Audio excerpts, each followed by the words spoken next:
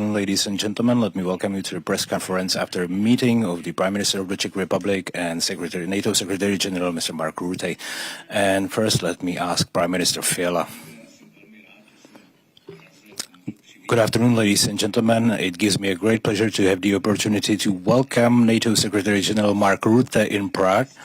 And I also should say that the Czech Republic, and we have been proud of that for 25 years, a NATO member nation, and our NATO membership is one of the key pillars of security and freedom of our citizens, and is ever gaining on importance.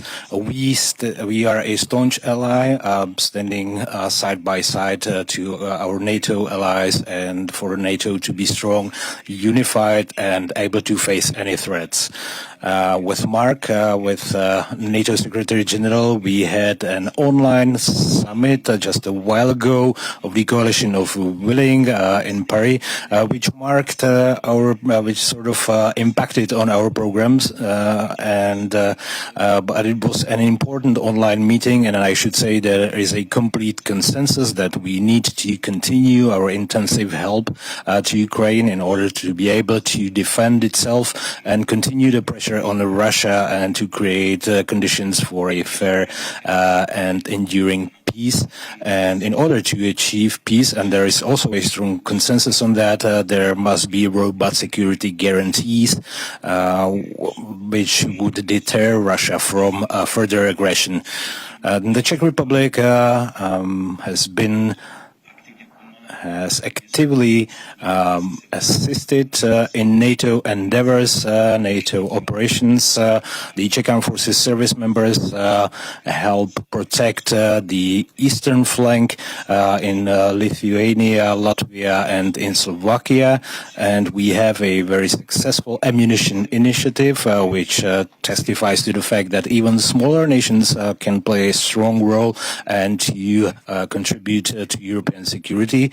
And we will continue this initiative, and I'm very proud that during my tenure as the Prime Minister, the Czech Republic changed from sort of a free rider or fair dodger into an ally that is reliable and the one that meets its commitments.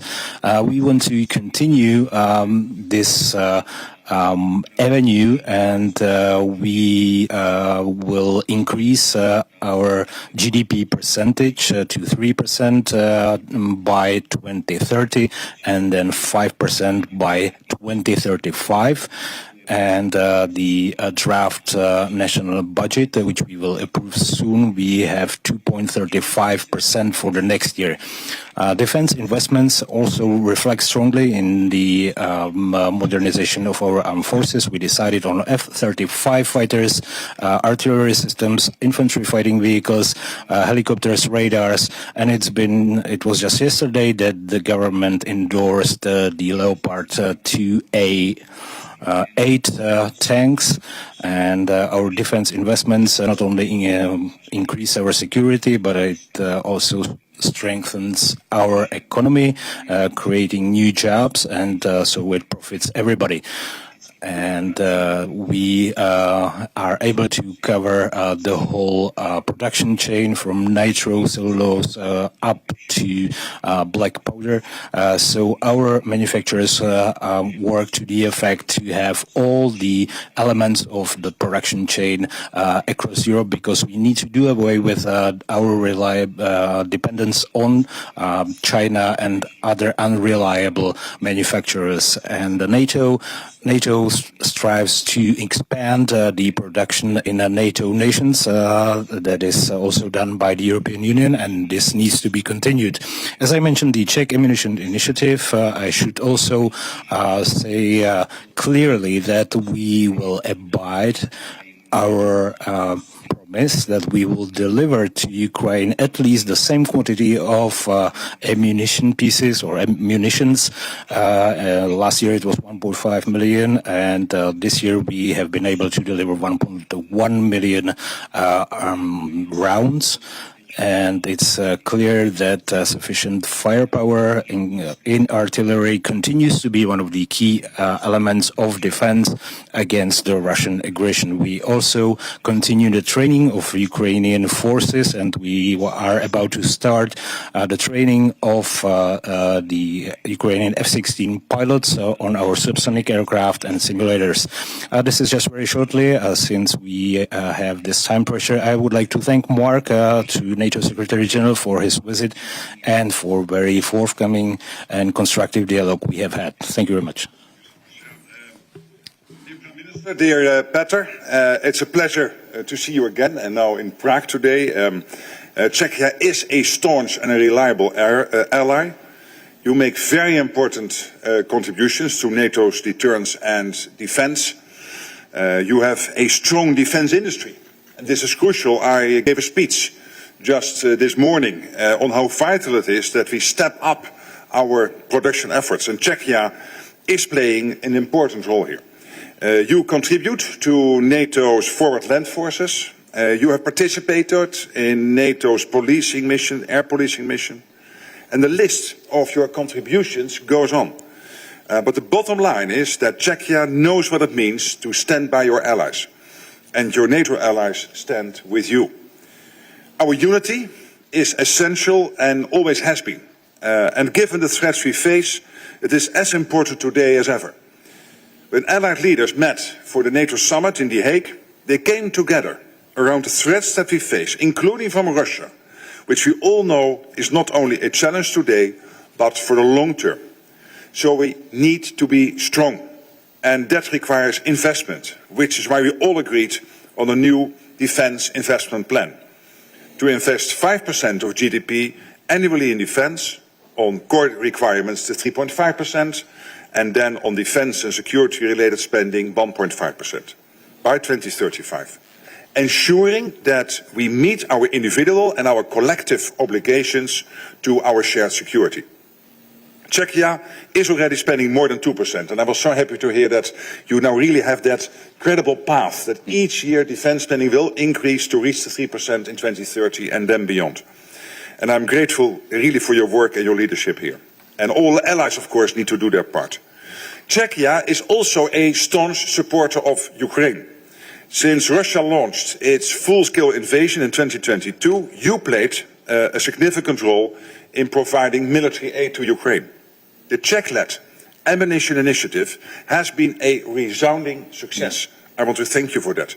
As you said, in 2024 alone, 1.5 million shells were delivered thanks to your leadership, and this is absolutely supporting NATO's effort to keep Ukraine as strong as possible in the fight now and tomorrow, hopefully leading, of course, to a peace deal. What's more, Czech personnel contribute to NATO's mission to provide security assistance and training for Ukraine, and SETU, that's our command, our joint command in Wiesbaden, and I welcome your offer to contribute to support NSETU's logistical efforts in Eastern Europe. And you're also working with Ukraine to train their pilots. So all of this is making a real difference for Ukraine's security and therefore for our collective security. Of course, we're all pushing for an end to Russia's war against Ukraine and a just and lasting peace. And indeed, we just participated in a video conference with European and Canadian colleagues.